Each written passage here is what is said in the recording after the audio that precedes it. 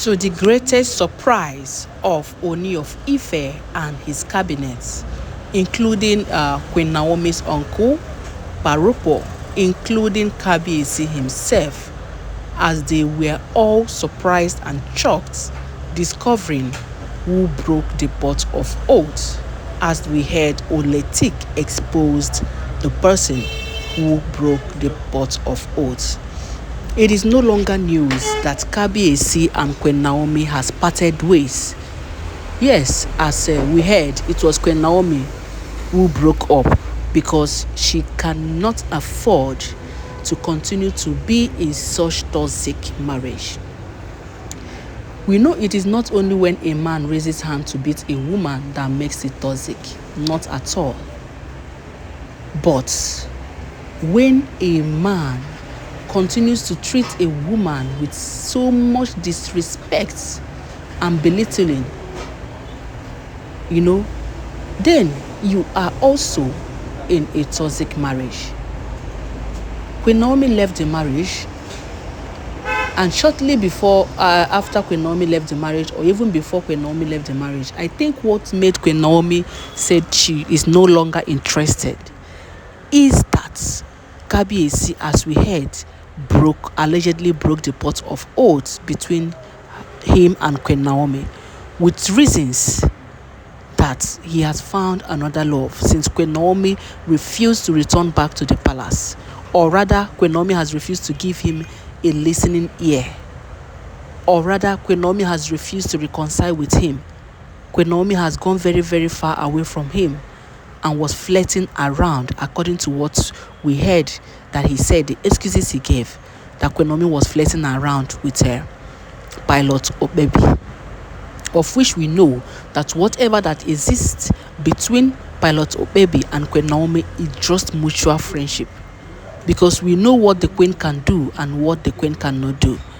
The queen cannot just mess up while still in husband's house, because as at the time Obebi, Queen Naomi and Tadenikawo were flying all over the world, the last time we checked, Queen Naomi was still married to Kabiyesi, and Queen Naomi does not do such a thing.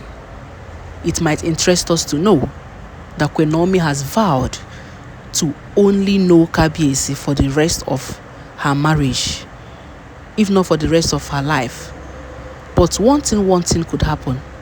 When we plan, something else might happen on the way, and we might just see it, that is how the nature plans it for us. So Queen Naomi would not have probably had anything or do any silly thing with Obebi.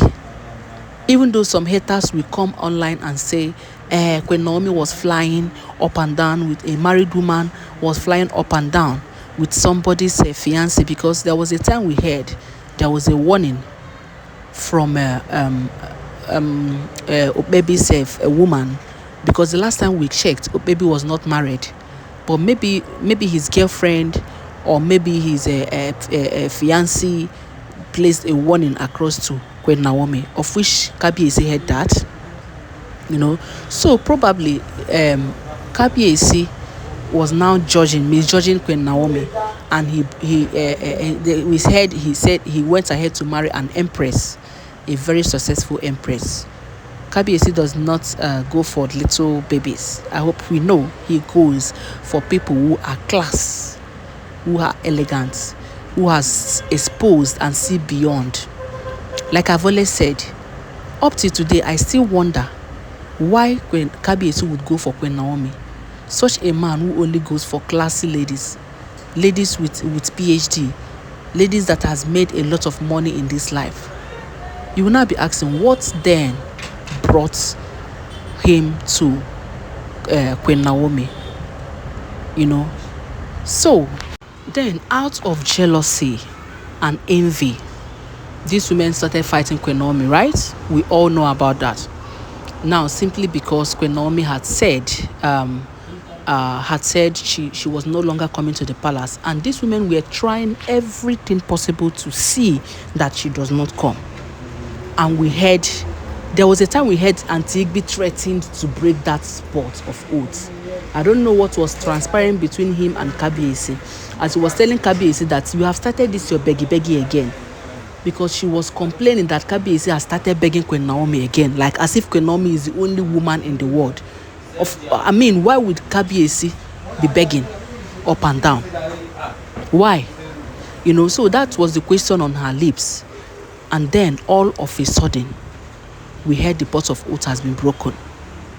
And Kabiyesi could not deny it, because the last time we checked, it was in Kabiyesi's secret chamber.